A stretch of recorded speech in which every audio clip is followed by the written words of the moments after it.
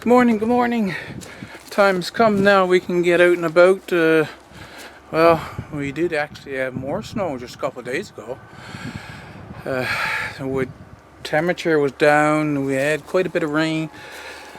This past winter, was cooler than the previous winter, but still warmer than the winter of 2019. Now, April, this month, is coming in quite a bit cooler than even April of 2019. So, I have to show you actually what I learned about the last 2 years. I think I'll put it on another video. But the way the weather is going now, it seems for the traditional vegetables, if it holds up staying a little cooler like this, we should have a fairly good year. Potatoes, carrots, and so forth. At any rate, it's about 5 degrees out now. I have on a cool spring jacket. It's forecast to be up to 11, which might be a little higher here. So this jacket might change as the video progresses. We'll do a little bit of a walkabout to see the mess that is when spring arrives, of course. I did do some cleanup though. So remember the one Osage orange that I potted up, and I just put this out. I didn't garden this off, eh? We did get some sun, and it's a little burnt, but yeah, I just took it from the grow room and just stuck it out here, just to see what would happen. Right now we have the roses are starting to leaf out. Not much though. This is the kiwi vines. I think I'm going to lay cardboard down here and just put my tomatoes in planters this year to save me some work. Actually, I've got, as you know, too much ambition and not enough of me. A lilac bush. Leaves are coming out on that.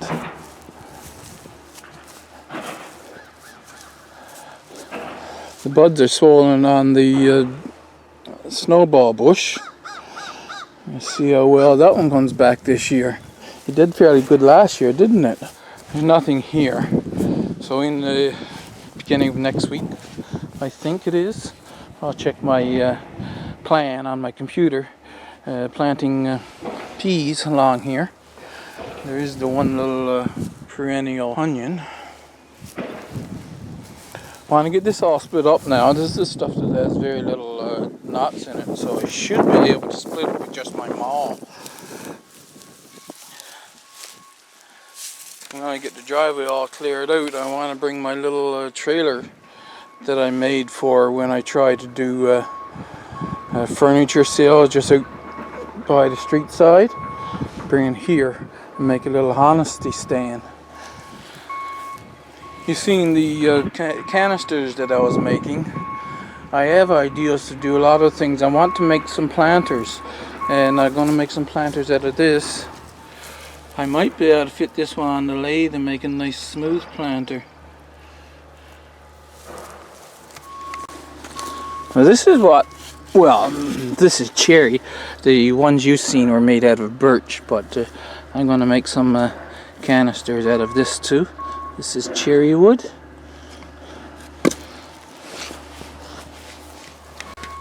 There's the biggest piece of cherry wood I have out here. Now all along the inside of here, the perennial onions are growing, and I have one bunching onion over there.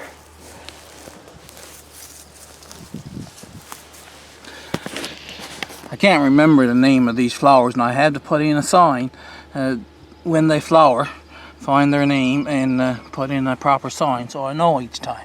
I know these out here are liatris and they're not growing yet, and that's all I have out of crocus. There's 2 or 3 of these up, and that's it. And surprise, surprise. Yeah, this is the rose bush out by the fence, and he's coming out real nicely. Got the gate removed because there was a gate that was in my way and someone else needed it, so I said come and take it. I got some sand from the sand pit and put down there. I'm going to get some more of that soil.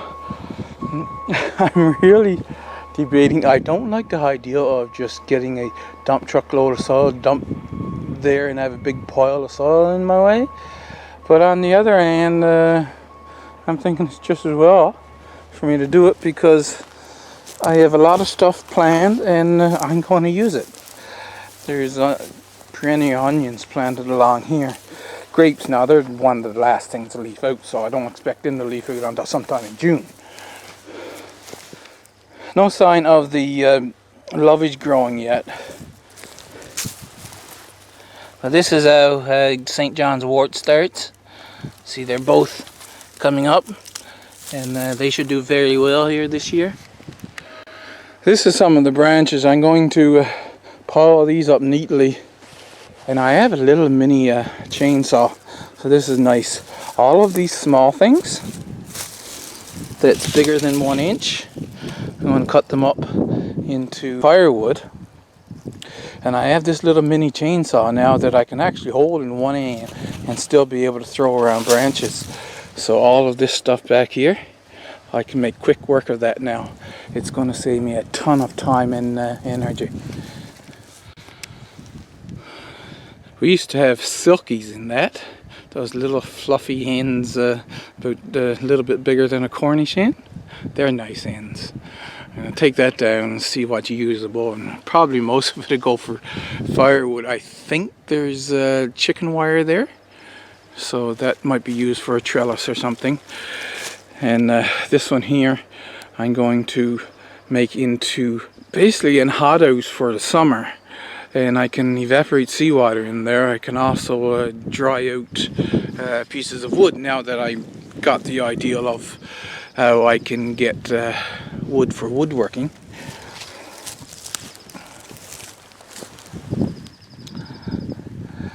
The goji, they're late flowering too, but now, as you probably know, cherries, they're one of the first things to leave out. Now this is the Romeo cherry, and the little one that I cloned off this one is doing well as well.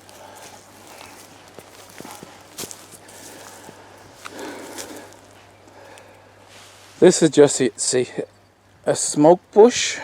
The plant will grow in zone 5 hardiness zone, but it gets winter kill every year. And if you're looking for the big showy blooms from a smoke bush, you're going to have zone 6 at least. This is Juliet. She's coming along. You can see that the buds are swelling, but she's behind Romeo.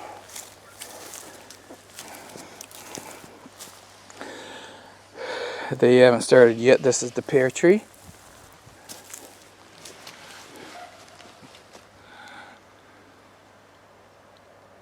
Now, they're starting to swell up. This is the maple tree, just your common maple.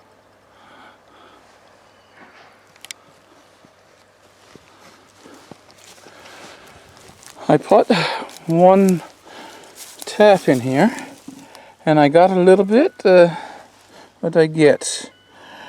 2 liters, and then nothing. So I guess I was too late for maple. I know we're supposed to be on the lookout for dill. They might come up from seed that was dropped last year in this bed, but my subconscious is telling me that there's something else that we're supposed to be on the lookout for, and I can't remember. This is the other pear tree.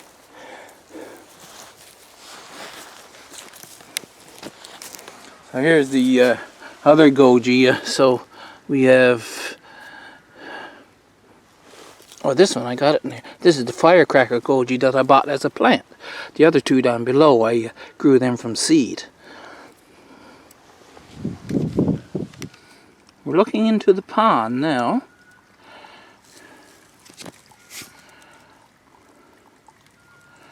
Nice reflection in the camera there. I don't know when I should be expecting to see any signs of toads, if there is any. That would be the tadpoles from the toads, of course. Hopefully next year there'll be a large pond there. If my memory serves me correctly, this one leaved out fairly early last year, and it looks like the buds are starting to swell there now. This is the Myobland cherry plum, of which I have 4 growing down close to the house. I'm expecting them to be a very good plum. And I got well, one thing that I not sure about, there's a little bit of something coming there. That's where the garlic chives plant. Oh, there's several. Okay. I was getting a little worried because I figured that garlic chives should jump up almost as soon as the snow come off them. But it looks like that's garlic chives coming along there. I have basically 3 varieties of apple. And only the, what's the name of the red one? Red one over on the other side is far from the house. Anyway, this is a rootstock from one that we grew from seed. I think in the next few days I'll bring a cutting from the red one over and graft onto one of these and cut down everything else. See, this was that warm day just before winter came back. I cleaned out all of this garden. I tried, now when you're trying to grow all your own food, don't give up on a vegetable or fruit just because you don't like it right away. Try different ways of cooking it. And there's parsnip set in here. And last year I got a lot of parsnip, and I tried several ways of cooking it, and no, I don't like it. So I'm not going to let the parsnip grow, I decided. So I'm going to plant something else in here. Now carrots are going in here. I don't know if I'm going to plant this second bed of carrots. Like I said, the April is cooler. We may have a good year for carrots this year, so the second bed of carrots might be a good idea. I looked them over, almost every garlic is coming up. I had forgotten those garlic here. I brought out some ashes one day and just threw on the snow. There was snow here at the time. But the garlic is coming up through the ashes. So not a problem. With that mulch on them already, I should have a good harvest of garlic. I think they're probably growing here. You just don't see them yet. And you see there's one right there that's just barely poking up, so they'll all come. I'm going to put the onions in these 2 beds, and that's next week. I'm going to sift through this because I'm tired of trying to get the grass roots out of it. And take out all the grass roots. I'll put down some coarse compost underneath. Put the soil back, and then I don't have this side cleaned out yet. See, I've got a bunch of grass meadow clippings on this bed, and I have a bunch on this bed. I can move that over to where I'm going to plant the onions and do similar to what I've got done with the garlic. I was out here cleaning up. This is Wednesday, so Monday I believe it was. I got all the branches cleaned up here. A bunch of this cut down, and got a nice big habitat pile there now, don't I? Those little flycatcher birds, they love this, and of course the voles are in there as well. Eventually, when I get the branches cleaned up, if I don't have any branches out in my way, and I take a day to chip branches, I'll be taking it from here. But this is not in the way. See, I can make a big huge pile here if I want, and it won't be in my way. And later today I also want to finish cleaning this up, get all these chunks of wood down here. And then this is over the other side. Of course I got some branches there, and I'm going to pile them up on this pile, but this pile is going to get rid of it as soon as possible. Let's go over and check the bucket on here. I've got 2 minutes left. I'll have to go in and get the other battery. It was 2 days ago that I took the syrup out of here, the sap. Flies get in there, eh?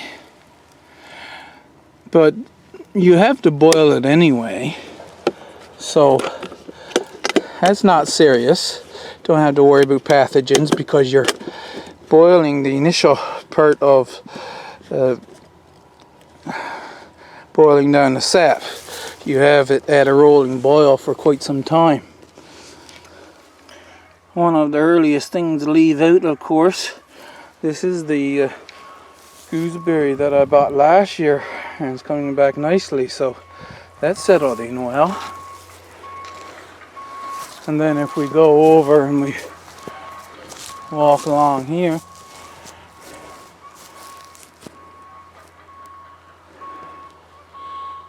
he's coming along. This one better. This is the currant.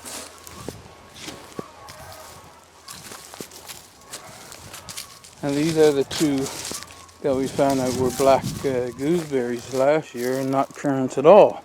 We were thinking they were currants.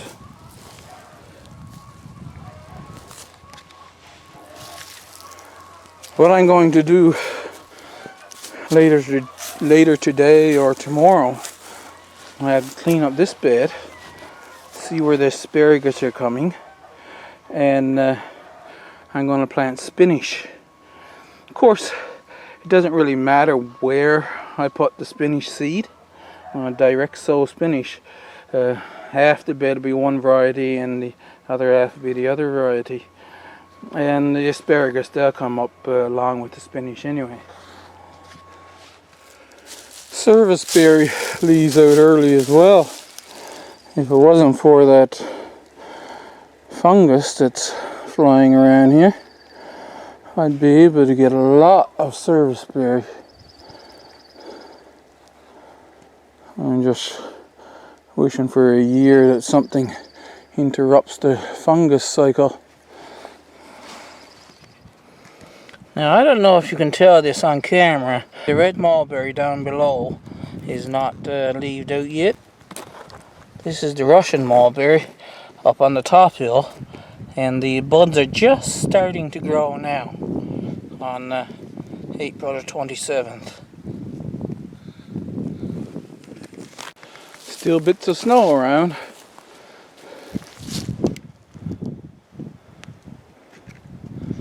Not all gone.